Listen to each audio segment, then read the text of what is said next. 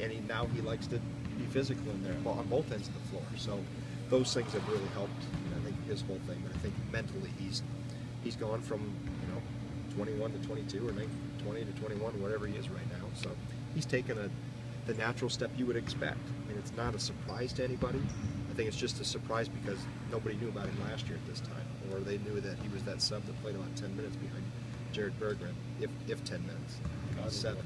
Yes, exactly, wearing his goggles. So, and he started to hit a little stride last year, and then that happened with the eye. So when a player's young like that and trying to find their way, trying to get their legs underneath them, and you have something like that, that affects a player in that phase of their development maybe more so than it would a guy that's had some experience and had some success.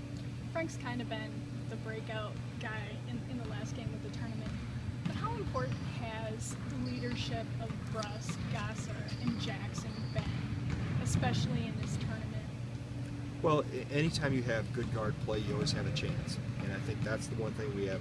Those three are not only good players, but they're also experienced players. And I think, obviously, Ben's experiences through his career, Trey's adversity last year, I thought if he got through that and was all in one piece when it was all said and done and still pointed in the right direction, that we were really going to reap the benefits of it down the road. And I think we're seeing that now, that he's still sometimes gets off the tracks a little bit, but at times that boldness and that bravado helps him make plays too, that maybe somebody a little bit more gun shy or cautious wouldn't make at times. So there's a fine line between being too cautious and being overzealous. So that's the kind of the rail that he rides at times, and obviously get Josh back with his experience and his toughness and those type of things. And though probably Josh and Ben are leaders of few words, they don't say a whole lot. They're both, Ben's pretty soft-spoken. Josh doesn't talk a whole lot per se. But I think by example and the experiences that they've had here, and what the younger guys have seen them do, a lot of times your example and your play can speak louder than anything you can say. So it's been obviously a very good combination, but obviously it starts when you have experienced backcourt players. It gives you at least a chance to have success, and then the rest depends on what happens down the road. And those guys have really developed and played well together. I think our chemistry and how they've meshed is really. You start the year, how long were we going to start 3 guards? Was it going to be until Nigel got ready? Was it going to be until? And it ended up being where it played to our advantage the whole year, and it's been a good thing. I think Saturday after the game we were talking about how this team has taken on the mentality of you got a fighter on the sidelines. Was that evident in Canada, or was that something that developed that you noticed as the season progressed? I think it developed as the season progressed. I think that was the one thing. Even though we were 16-0, obviously at one point, that we still needed to be bristled up a little bit. Okay.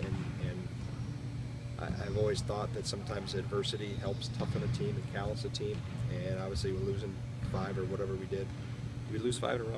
4 in a row. 5 out of 6. Okay. See how long we went. See, you forget all that stuff.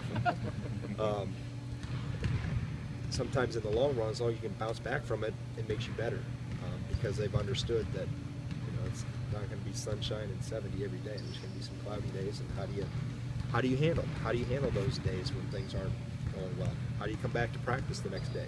How do you handle the plane ride back? What the dynamics of the locker room? How do the leaders respond? How do they rally the troops? So that this team, I think, needed a little bit of that, and they also, I think, have kind of that whole thing about the toughness and the personality and the willingness to fight and scrap. A very skilled team, very talented team, but needed to have a little sandpaper rustled up again, or a wire brush, maybe it might be a better term, to toughen them up a little bit. All right, there's going to be some things with how are you going to handle how are you going to be able to still be successful on days when things aren't going your way? Yeah. And we've had to fight through some things and maybe win ugly at times and find a way. And that's been maybe the piece that's put us over the top, is this group's got more of a street fighter mentality than what it had 4 months ago. Almost sounds like Frank's development. The skill, as you said, has always been there, but it's once he got tougher is now what we're seeing. True. Greg, how is Saturday, Monday preparation compared to the Thursday, Saturday, even with the last 2 weeks? It's still the same. I mean, you still one of us will take Kentucky, and then the other two will split Florida, UConn, and hopefully we have to use their preparation. That'll be a good thing. So it's the same. You still have a one-day turnaround. We have a little longer to prepare, a little longer to to work on some things, and obviously it's not somebody we've played before, so you're starting from scratch, but put together things pretty fast, and get 5 good days of preparation here. And it still won't be. This will be about what we do, and we're not going to change. They're not going to change what they do, and obviously they're very talented.